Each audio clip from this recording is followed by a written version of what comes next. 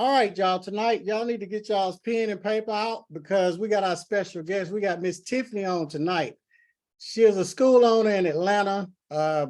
She has one of the best schools that I've seen. And I'm gonna go to her Instagram and show y'all pictures later on. But the way that we start, Tiffany, we always like to go back to your childhood before you open the school. So tell us a little bit about that. Okay, so my childhood, first off, I'm an only child. So I think that is huge to first start off with my childhood is that I am an only child.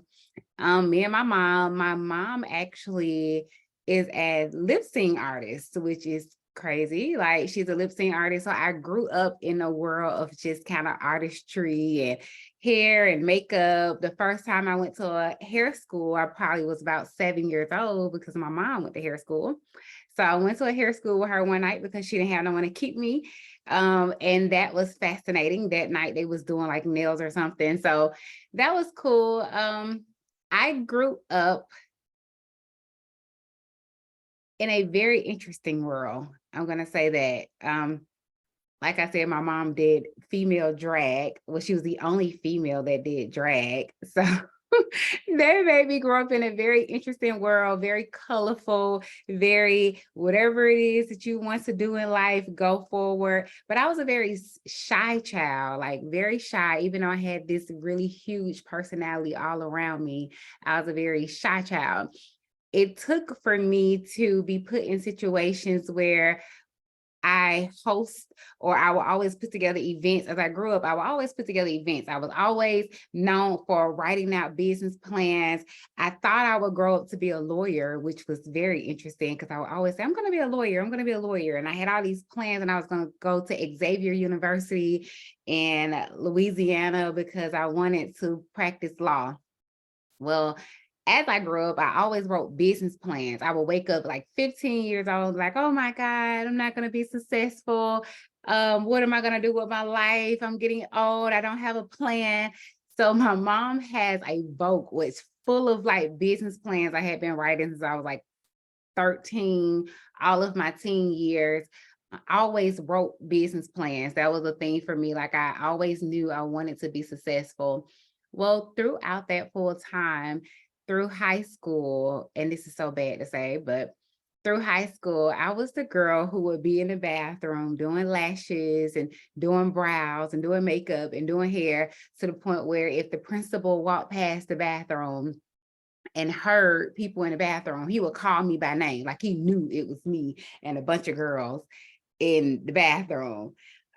So the beauty industry found me early on. It just found me. I just always kind of took a like to the passion of just beauty. And I think maybe because of my unique upbringing in life, being in shows, like I grew up in dressing rooms and watching people transform into lip sync artists or drag artists. So I think it just kind of met me there when I was young, and it was just a natural passion that grew for the beauty industry or artistry, rather. And so as I got through high school, my very first job was I worked at a makeup kiosk doing lashes and brows. And from there, my life just took an interesting turn because it was like I was always into business. Like I said, I wrote business plans. So I liked the idea of administrative work. Like I've always liked the idea of administrative work. I always liked the idea of being able to make as much money as I want without someone capping me off on like hourly pay never made sense for me. So when I did get a job, I went into leasing and property management. Property management and getting to real estate was amazing to me because I'm like, oh my God, I can make as much money as I want. I can lease properties. I can talk to people. I could be colorful as I want and people love it and they buy from me. And it was like, even still while I was doing property management, I would leave my property management job from leasing up all the properties and then go to the salon because I was still doing brows and lashes. So I never kind of let that go. I just had kind of picked up a love for property management. So that kind of got me through like high school and going into my early part of my adult life. Was that good? I think I took you from toddler to Mhm. Okay. Now, when you had this salon, can you tell us about that pretty much? The salon. So, okay, picking up where I left off, I went into the salon business. Like I always worked in a salon at some point, even if it didn't matter what other job I was doing, I would always go into the salon because that just kind of gave me a sense of peace. From there, I actually started off as a makeup artist. So I started off as a makeup artist, and I was blessed to touch a lot of great people. So let me back up and tell you the full story. So doing property management, I was there. I was a star leasing agent to the point where the VP of the company had came from New York to meet me, and they made me create. They was like, "We need you to create your own position that's going to put you on every property that we have in the southeast regional part. Go to these properties, lease them up, get the delinquency down. This is it." So I'm like, all right, cool. So I was exceeding young girl, the youngest that was in a property. So I think I became a little intimidating to everyone else who was older. So it got to a point where I was like, I felt like they was hating on me. They didn't want to see me grow. They was trying to cap me out. So I was like, God, I'm gonna walk away from this. And I want to walk away. So I walked away. I don't want to go into the story what happened. So I ended up walking away from property management, and I went on this 22-day fast. I said, I'm going to go on this 22-day fast because if I'm supposed to be in the beauty industry, you have to land a big time celebrity in my seat. So I gave up some things. I don't want to say what I gave up, but I gave up some things on this fast. And on the 21st day, R. Kelly called my phone and asked me to be his makeup artist. He was going on tour. He asked me to be his makeup artist. Mind blown. I had never done a guy makeup at that time. This lady who I had worked with in the salon, I was blessed to just have a connection with her because she had always worked with celebrities on professional sets. I had always been like a makeup artist that worked in the mall or worked at a salon. I had never really worked with a big time makeup artist, but at the time I'm probably like 19, 21. Landing a big makeup artist was huge. You know, that was, I mean, a big makeup artist deal was huge, like a A-list celebrity like R. Kelly. So when he called, he was very precise. He was like, I like to be airbrushed. I like for my makeup to look like this. I want to book you to come. You was highly recommended to come do my makeup. So I was so nervous, but I knew that he was the answer. It's so crazy because like out of all the things that has happened to R. Kelly and all the things he's been in the news for, when I tell my story about R. Kelly, he was a major part of God kind of directed me down a way to walk into the beauty industry with full confidence because he was the answer. I'm like, okay, if this is what I'm supposed to be doing, I needed a big celebrity in my chair. Well, in that same blessing, right after I finished working with R. Kelly, it was the year he opened up being the headliner for what was that? The Soul Train Award. So he was the headliner, had this big old show. So I ended up doing Shantae Moore makeup, Mr. Big makeup, Erykah Badu. Like it was so many people that was affiliated with that performance. That night, I left the performance, the award show. It was probably about 4 o'clock in the morning. Left all my makeup in the car. The next day I woke up, someone had broken in my car and stole all of my makeup. Every single thing. I probably had about $50,000 worth of makeup. That was like the biggest breakup I had ever experienced in life, I felt at the time. It was a huge breakup. And so from there, I kind of quit makeup. Like, I don't want to do makeup no more. What am I going to do next? I got to do something next. Well, I knew I had a master cosmetology license. So I was like, maybe I'll do hair. Like, maybe I'll do hair. So I ended up going back to the salon that I was working at the time. And I was like, yeah, I'm going to quit. I'm going to leave. I'm going to go open up a salon somewhere. So I ended up I went and purchased a weaving center. It was like a $50 weaving center at this time. Like $50 weaves was huge. So I went and took my only tax refund check I ever got. It was like $1,200. This lady was selling her salon for $1,200. So I took a leap of faith and said, hey, I'm going to purchase this salon. Purchased this salon. When I walked in, the salon had purple walls and carpet on the floor. It was very unpleasing to the eye for me. So I was like, I'm just going to get it and just go. So I got this salon. This guy came in with packs of hair. I had been there for maybe like 3 months. This guy came in with packs of hair and said, hey, I have a lot of boxes of hair, like really good high-end Remy hair. He said, only thing I want you to do is give me $20 per pack. He was like, I'm gonna come back once a week. I'm gonna see how many packs you've used. And he was like, give me $20 per pack, and you run a sew-in special for $149. You keep whatever you make and just give me $20 per pack. This was mind-blowing because at the time, these packs of hair was like $100 a pack. That kind of blew my business up tremendously in the salon business, because it's like I was offering this deal that no one else was doing. So I moved into a bigger salon where I opened up a 24-hour hair salon, which was called Diamonds and Pearls Image Studio. At this time, Diamonds and Pearls Image Studio was 4 levels. The first level was like a boutique and salon. The second floor was a nail spa. The third floor was actually my living space. And then I had like a fourth floor. It was like a rooftop that people would go to on the rooftop. This salon was highly successful because it was 24 hours. We was in the prime of Peter Street downtown. Mhm. Am I talking too much? Okay. I hired Keep going. Okay, I hired a bunch of girls that came fresh out of school because I believed in the idea of having a commission-based salon. I believe in a salon culture.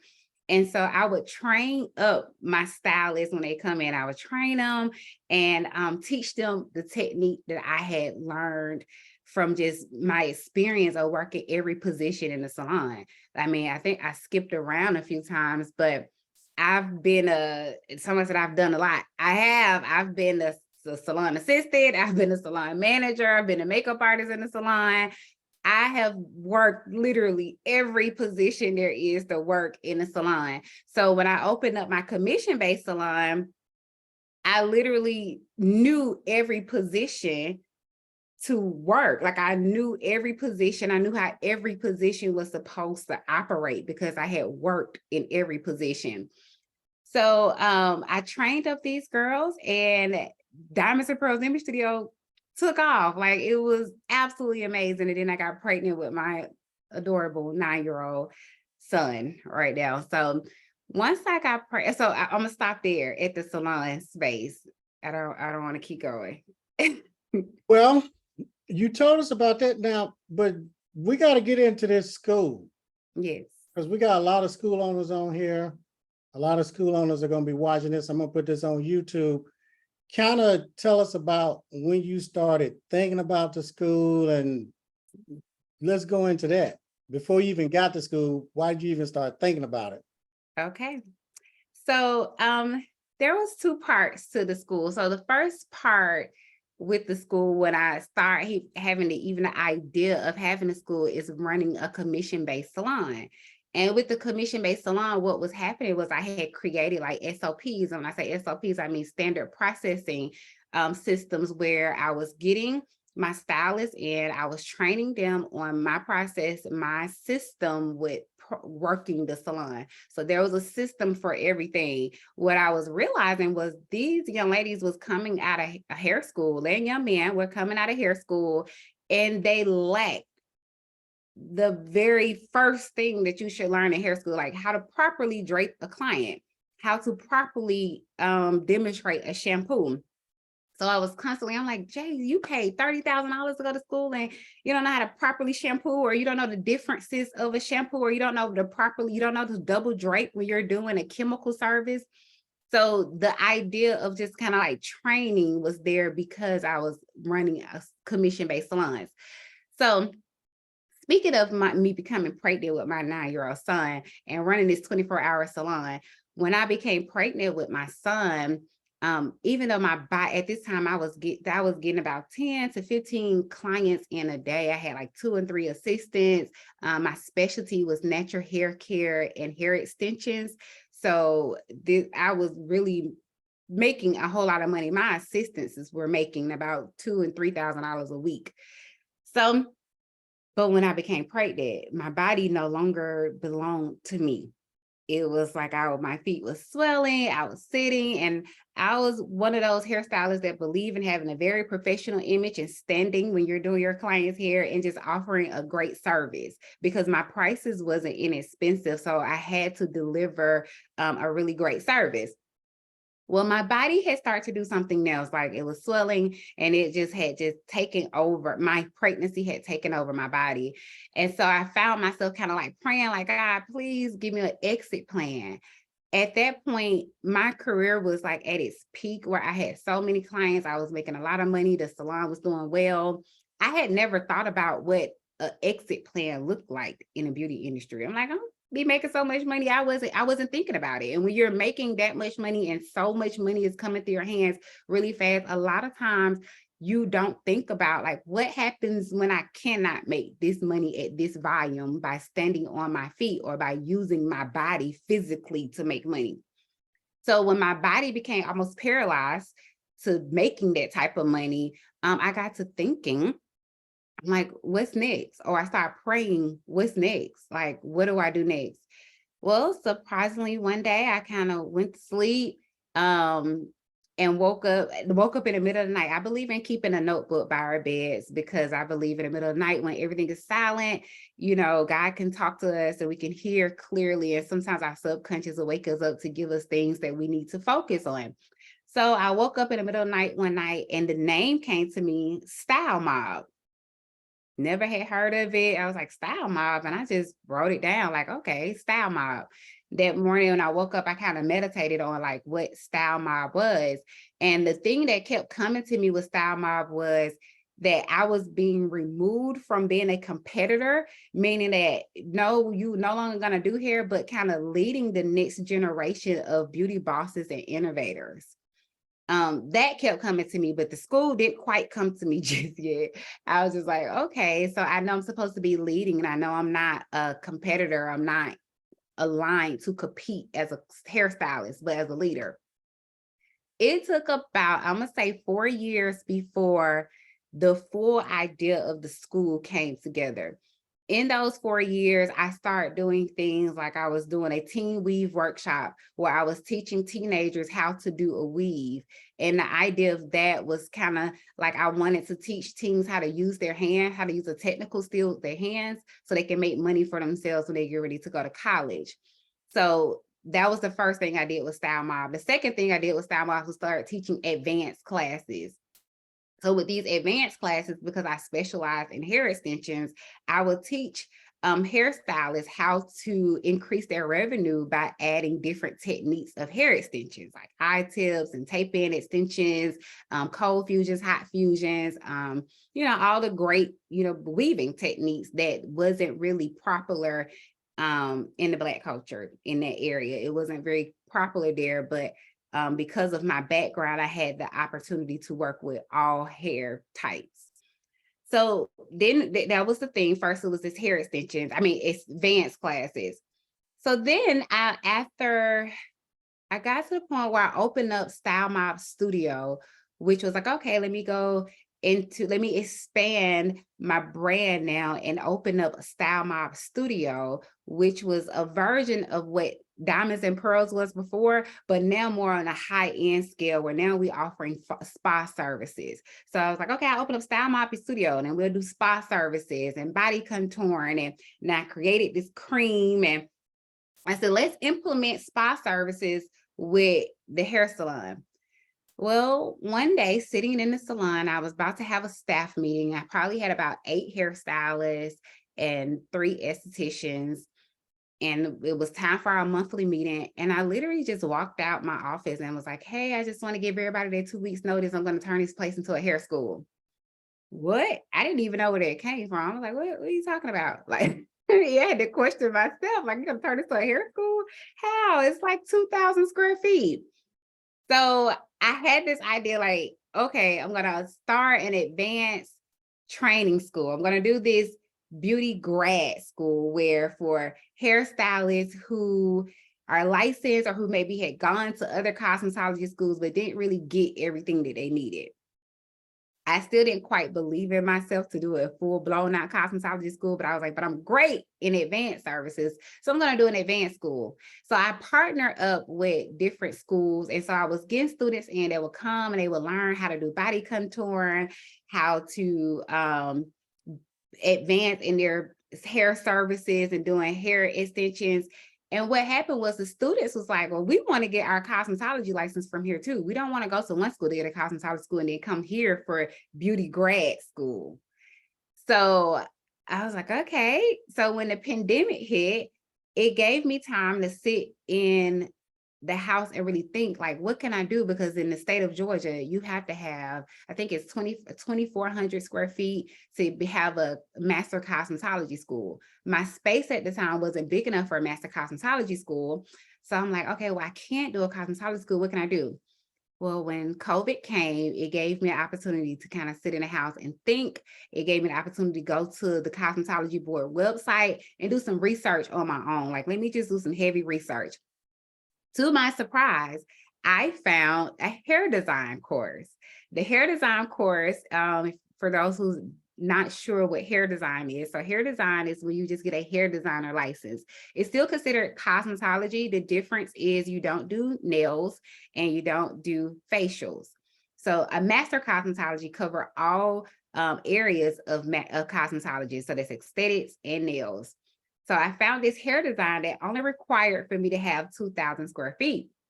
So I was like, oh, I can offer a hair design course. It was ideal because the hair design course is shorter time and it costs less because the students don't need as many hours to complete the program.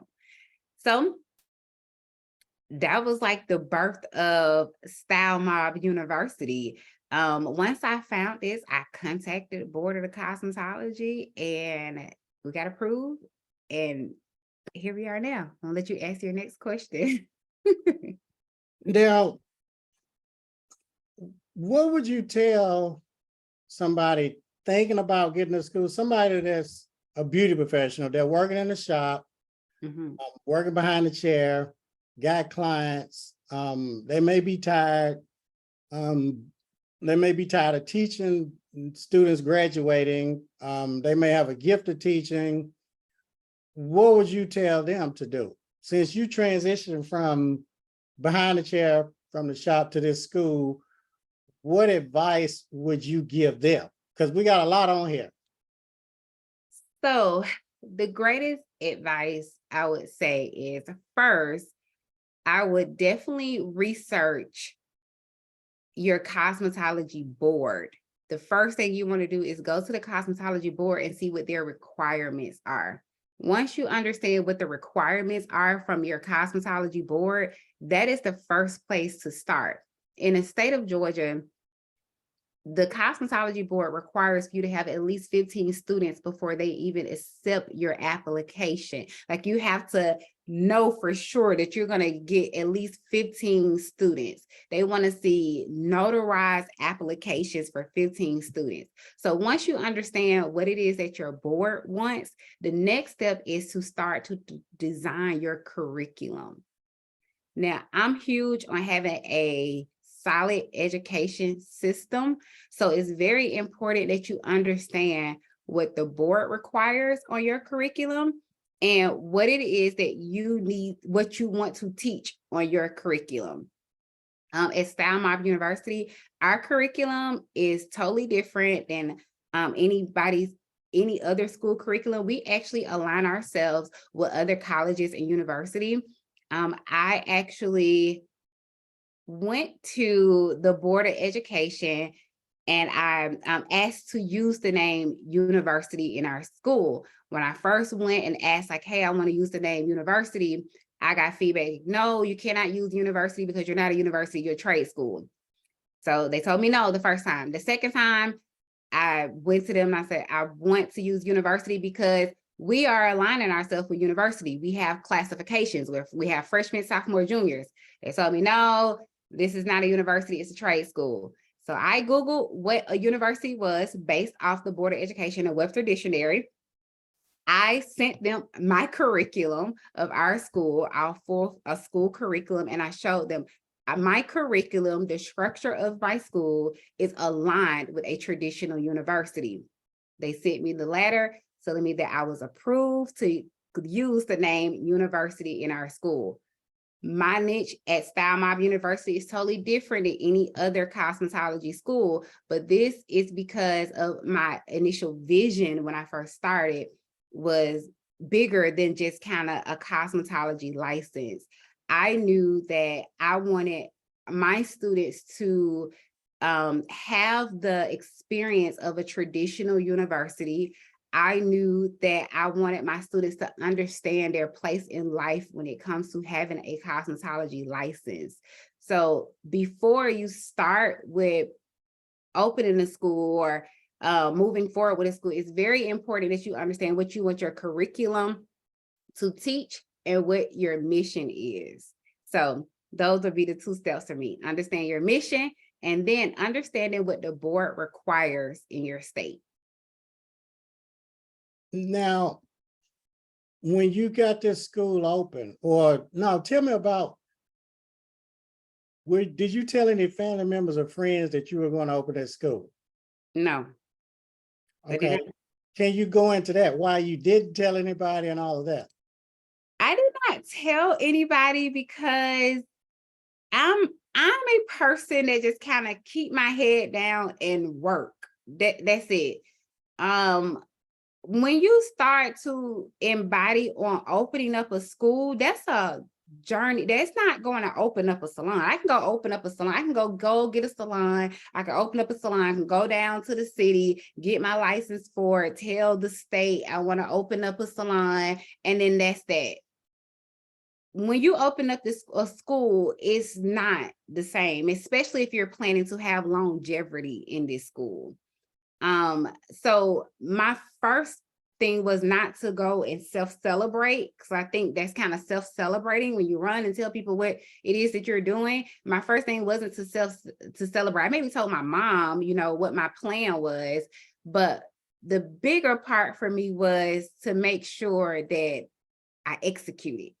So I just kind of kept my head down and focused because I didn't know what I was embarking on. You know, this was something totally different. I had never owned a school. So I needed to make sure I had crossed all my T's and my I's, and every time you think you're close, and they can hold you up. That's the one thing I've learned, that when you're dealing with the state, they may make you wait 3-4 months, days, weeks, you don't know. So the bigger part for me is kind of like a pregnancy. When I was pregnant with my son, no one knew I was pregnant until I was in my second trimester. I was probably about 4.5 months before people knew I was pregnant. It's just kind of one of those things that kind of just like doing the work first before we start to celebrate. Like, I don't want a congratulations until I've done it, you know? So yeah, that's why I didn't tell people. Now, how did you find your first building? Because a lot of people, they don't even have a building. Tell us about that, how you found your first building, and then go into when you signed your lease, why you signed the lease. Mm-hmm. Well, interesting enough, my first building, so kind of winding back that story just a little bit, my first building was actually my salon space. So it was salon space, and then I fired all my staff, and then I transitioned my salon space into a school. So this school was very small. I literally could only get about 15 students in the school at one time. So I had to be creative with schedules, and day school and night school and A day and B day, because I had to get creative with my schedule because the space was so small.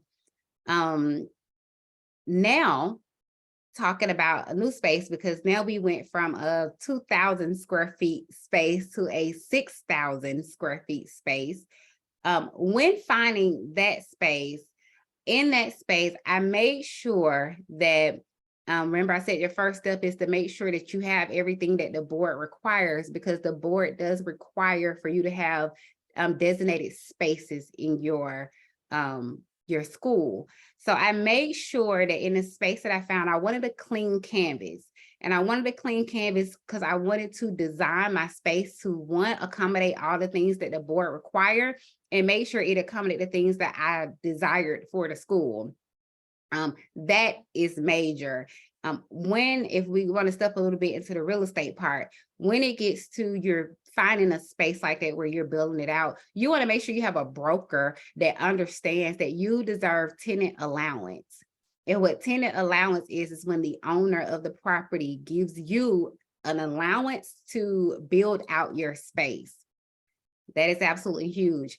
Let me rewind back to my first location. When I got my very first location, the state of Georgia, they require for you to have 2 bathrooms and a floor plan.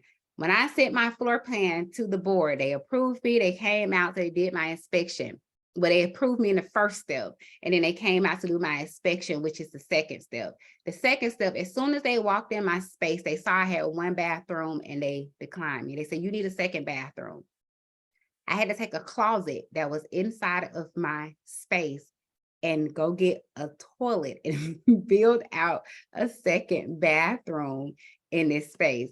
This is why this is very important for you to understand everything that the board requires before moving forward with a space and building out a space. Okay, so did I answer that question? Yes, you answered that. Now, so you got the space done. You submitted your paperwork to state board. Mm-hmm. They inspected. Mm-hmm. Now you're approved. Yes. So now we're approved. And now, what was your question? Because I don't want to jump before your question. Now you got approved. So what did you do next? So after our approval, surprisingly, because I don't know if it's because I'm very versed in the cosmetology industry or what it was, but once we got approved, the first year we had graduated over 80 students, which was mind blowing. I had no idea we was going to grow that fast. That literally, to the point where I had to slow it down. I had to make our growth systematic because I didn't want to crash. But the first year we graduated about 80 students, which, like I said, was mind blowing to me. After that first year, we was able to start the accreditation process. And this is when things became very interesting. Okay. So when because I know, I'm like, okay, starting this out, I knew we're going to be around forever. My goal is to I want to be like a Paul Mitchell. That was always my goal as a little girl. Like, I want to be like a Paul Mitchell. I want to have schools everywhere, and I want to have products and this and that. So I knew that point was going to come when it come down to doing accreditation. So we started our accreditation process. The accreditation process, the first part of this application with the accreditation was about 700 pages. Okay. About 700 pages. And I appreciated the accreditation process because when I went to the board to open, the board required for me to have certain furniture and certain aesthetics and rooms and those things, and to make sure that, I taught the things that was going to be taught on the board. What they did not do is make sure I understood how the business of a salon, of a school operate. Going through accreditation allowed what they call as a self-study, allowed for me to go back through my school with a fine-tooth comb to make sure that my SOPs made sense from the beginning of the process when a student first contacted me through them getting hired to work somewhere after school. We have a very strong alumni culture because it's very important to me to make sure that my students get placed in a safe place for working, whether it's a hair salon, a spa, whatever place, but we have a strong alumni relationship. So walking through accreditation allowed for me to fine-tooth everything that I needed to do to be a successful school and for longevity. Okay, so not only does it equip you to take federal financial aid, but it also equips you to be a strong business owner, school business owner, because like I said, this is a whole nother ball game than owning a salon. You are now dealing with federal funds. millions of dollars, because this take you from being like, oh, okay, yeah, our tuition is going to be $2,000. When I first started, my tuition was $5,000. Since we've grown, I've been able to take our tuition up now. Now that we are nationally accredited. Yay, I have to continue to, I celebrate myself for that, because that was a hard process going through. And 1,500 pages later. So the first step was that 700 pages. And then that the second step consists of when they went through, they read everything, they looked at all of my documents, they made sure all my contracts made sense, they made sure all my catalogs made sense, they made sure that everything about this school aligned with what the Board of Education requires. Okay. So after that phase, then they sent me a second application. The second application was just as many pages in the first application. And it was a deep dive in who I was as a person and who my staff is and what my vision and plan was for staffing my schools to make sure that we had enough staff and employees to maintain a high operating school on a national accreditation level. And so that was another fine tooth comb kind of going through it. After that step, after we went through the first step, and they approved that, the second step, they approved that part. The third step was the people from the national accreditation coming to my location and doing an inspection. So the board, when they came down, they came for 3 days. I had to pay for their flight to get here. I had to pay for their stay and pay for their car to get around there, for the travel to come back and forth to the school. Good thing is my school was only 2,000 square feet, so they didn't have to stay that long because it wasn't much to cover. But what they did when they got there, they interviewed my staff, they interviewed people, that community. They wanted to see evidence from the community that they supported the school. They interviewed my students. They made sure that everything that I had written in that policy and procedure, everything that I had written in that application was actually in alignment with that school. They said in classrooms, they made sure that what my curriculum said it was, is that it was being delivered. They made sure that the students understood what was being taught. It was literally a very magnified situation where they wanted to see it in high definition, everything that you had put in your application for the last 2 years. They needed to see it in real time. And so that was highly stressful, but very beneficial. And so, yeah, today we're considered a national accredited school, a university, and we're now in the middle of the process to accept federal financing. Now, did you open this school by yourself, or did you hire the staff, or were you a one-woman show? So I would like to take all the credit, say I was a one-woman show, but that is not true. So what happened was I knew that I was embarking on something I had never done before. So I was blessed to have friends and colleagues in the beauty industry that I had known forever. So the day I decided to open up a school, I reached out to who I consider my co-founder. I reached out to Miss K, and she was actually an educator at the school that is one of our #1 competitor schools. So I reached out to her and I told her I wanted to bring someone in to build out our curriculum. So me and her kind of got together. I told her like, hey, these are the things I want in the curriculum. She gave me her expertise from teaching. She had taught thousands of students. She had been with this school forever. And it's so crazy because I encouraged her to go get her instructor license like 7 years prior to me opening up a school. We never knew it was going to be full circle, that it would come back around, that I would bring her on to do the curriculum for the school. So we came together, we built out the curriculum. So she was the very first person I brought aboard. The second person who we brought in as an instructor was actually someone who came through our educator program, and he did so amazing in our educator program that I offered him a job. I offered him a job to come on as our educator. To this day, he's our lead freshman curriculum advisor, and he's our lead state board prep teacher. We have 100% passing rate at the board. So these are people, I consider them my founding partners. They've been with us from the beginning. Now we have 5 educators and myself and an admissions team. So no, this is not a job you can do by yourself. I'm so sorry, it's not. Now, how many students did you start out with? 15. We started off with 15 students.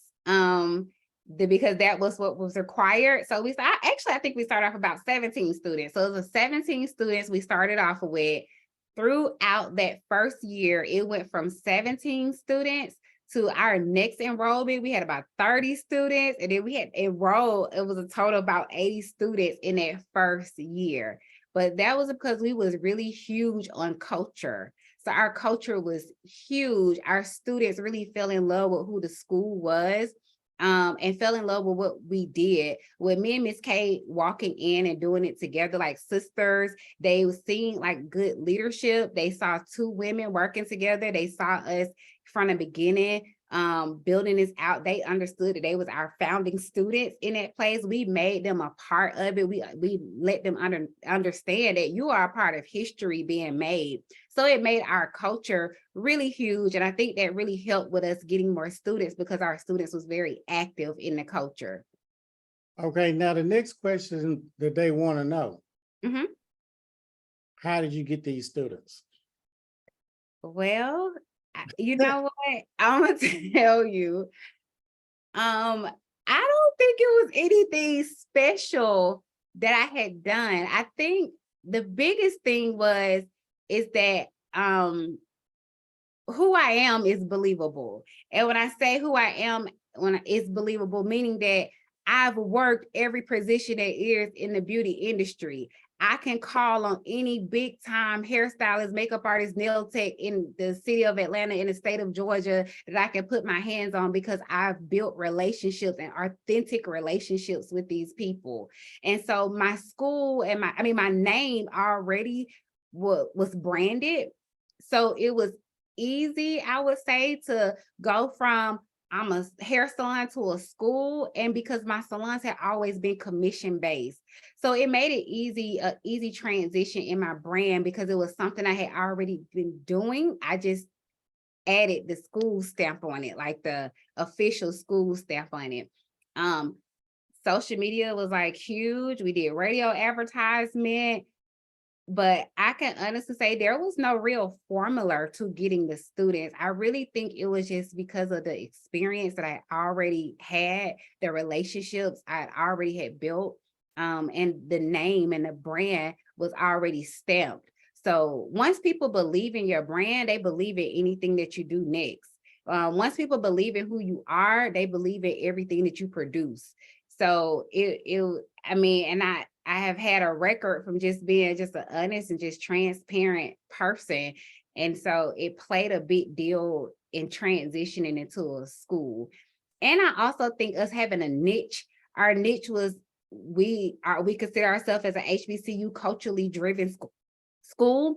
That's not something that someone else do. I went hard on being a university. That's not something else that anybody else do. We have a sorority on the campus. That's not something nobody else do. We have student housing. We get students from all over the world. We get students from all over the country that come to our school. So we did something that no one else was doing. Because my vision was bigger than just being a school owner. My vision is to change the cosmetology industry. My vision is to change the way cosmetology education looks. So there was no real formula other than just kind of living out my dream and just living in color. Okay, some questions on here. Somebody asked, is the tuition still the same for hair design as a licensed cosmetologist? No. So there's 2 different curriculums. So a hair design artist is still considered a cosmetologist. They're just not a master cosmetologist. But no, the curriculum, the price should not be the same because a hair design license only require in the state of Georgia, I think it's 1,325 hours, and a master cosmetologist 1,500. So you'll be doing a whole lot more in those two different curriculums. So the price, I don't think the price should ever be the same for those two. Okay. I want to, let's see if there was any other questions. I'm gonna go to your Instagram so you can kind of walk them through your page and show them some pictures and everything. And can you tell them your Instagram? Yes, it is Style Mob. Mob is with two B's, how you see it on the screen, _university. Or you could just hashtag SMU. It come up like how you said, SMU. Yeah, like we just embodied the culture of a traditional university. Yeah, I'm gonna show them your page. Can you everybody see? Can you see it? Ah, that's funny. So this week we did Barbie. This week, as you see at the top, we was cosmetology Barbies. And that was so fun. We try to keep education fun and exciting because you have to remember, you have to go back to when you've ever been a cosmetology student, you had to remember that cosmetology school is hard and it can be very boring because it's a lot of science. You're going through the theory of cosmetology. So we try our best to keep our culture like lit, happy, excited, and try to implement whatever is going on into our studies so they could just stay motivated. And we're big on celebrating our students because they're making a huge sacrifice. Like these are adult students and they're making a huge sacrifice. All right, I'm gonna scroll through here and you can kind of tell me when to stop. Okay, so you stop there. Oh. Okay, let's go right there. So let's see. I think Which one you want me to click on? Let's click on the one that says mapping out SMU floor plan. Oh no, let's go to the one at the top. Like it says Style Mob University. It's like a sofa right there. Okay. Okay, so this video is a little long, but I wanted to just show you what our new space looked like when I first found this location. This location, remember I was saying that I really wanted to find something that it was like a blank canvas. When I first found this location, there wasn't even a floor. It was dirt on the floor. It was nothing in there. And it was just pipes. When I first found it, my broker was like, what do you want to do with this space? But I had the vision, I already knew because I understood what the board required for me. And it was huge for me to be able to deliver my culture in a space that was big enough. I know for a fact, I'm like, we operate as a university. I wanted a university campus. I changed the floor plan so many times. In this video, I kind of display how many times I changed the floor plan, but when you have an open canvas, it allows you to do that, to change your floor plan, to switch it however you need until you get it right. So that was huge, but you know, if you're not in a space where you can afford a space like this, because this did take for us to grow into this space. As you see, after I had my floors down and my ceiling, I still needed to add more walls. And so this is what it looks like now inside the school. So we have a cafe on campus, which is huge for us because we want our students to be able to get in. We have student housing, so we just make it easy for them. Our spa academy, so we do full aesthetic and spa services. So the spa room, nails, our dispensary. Our dispensary was important because I needed for the dispensary to have our own office, because what you're doing is teaching students how to manage inventory. So that was huge for me to want to have an office for a dispensary. Nice bathrooms was important for me as well. So that was a big thing. And then our live client floor where they take clients. We give our students kits because we want them to have every single thing in their kit so they would never be short of anything. And then because we are a university, we have our mascot, which is the peacock. So our peacocks be everywhere. So yeah, that's what that look like. So I'm gonna scroll, and if you can tell me if you want me to click on anything else. Okay, the graduation right there with the white on. So we have, because we believe in a culture of really celebrating our students, we do a full graduation where we hold it at the Hilton Hotel every year. They have to come in all white. They do a traditional graduation like a university or a college would. And this was so funny because we do homecoming once a year. And at homecoming, we did a karaoke night.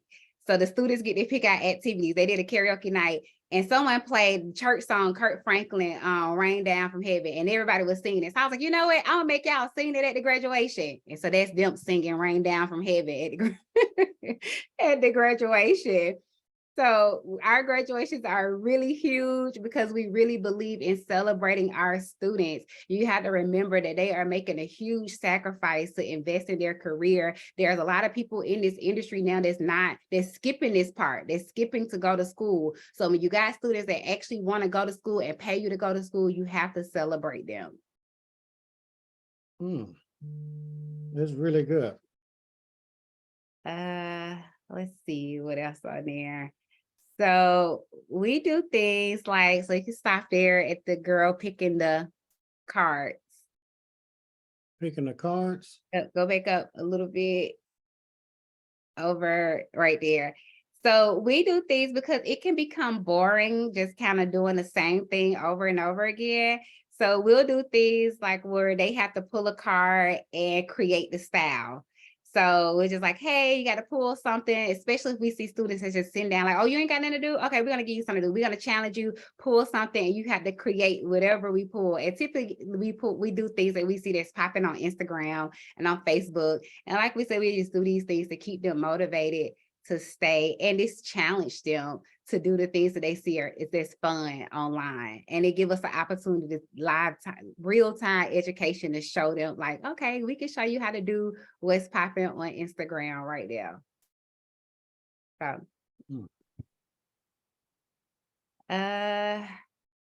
let's see. I guess I can show you a little bit of homecoming. Yeah, keep scrolling. Let's see.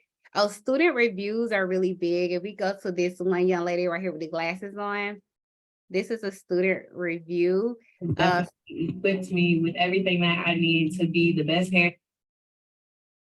Yeah, so student reviews are huge. One, I believe in just feedback for yourself. It's important to know like what your students are picking up, what you laying down. You know, it's like, because you could think you're doing one thing, but it's really good to hear from a student standpoint, really what they think. This young lady, she actually was a lawyer. She left from law school, have her actual license, came to her lawyer license, came to cosmetology school. She graduated before her time and graduate valedictorian of her group. Yeah, she's now a popping, amazing hairstylist, like really, really great. I'm gonna scroll back up because I saw someone ask about a special guest.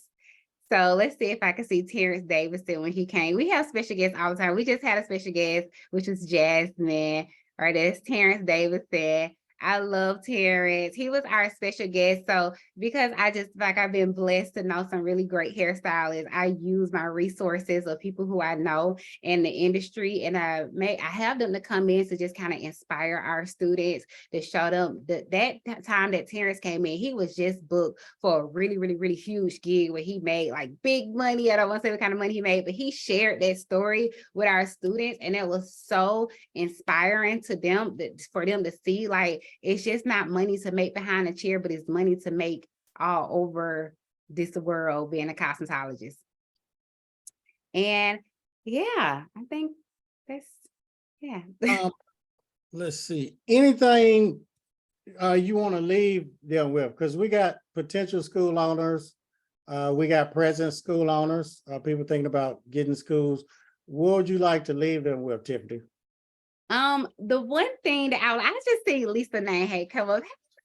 The one thing that I would really like to say and to kind of leave with is that any great thing that you want to do sometimes come with great sacrifices. Great sacrifice. And sacrifice could be time, it could be money, it could be whatever you have to give up to get what you want. One thing I tell people, I don't say a whole lot, but when I decided to walk into this journey of having school, I knew I was going in to change lives. I knew I was going in to change the industry or to take our industry back, or, however you want to see it. I knew I was going in to do something great. And I walked away from a marriage. I moved away from my house and moved into an apartment. And I literally kept my head down and I focused on what was in front of me. I sacrificed a whole clientele. I sacrificed, I walked away from clients because I couldn't do both. I couldn't physically use my body and my brain at the same time. So I had to walk away from something. So if your goal is to scale in your school, if you're already a school owner, if your goal is to become a school owner, understand that you may have to give up some things. You may have to sacrifice some things, but you have to look at it as the long road. And if you're just in it for a couple of $100,000 and you're done, then maybe you need to think about your sacrifices. But if you are in it for the long road and to really make great money and change big lives in this, then understand that whatever you lose, you shall get back in tenfolds. Okay.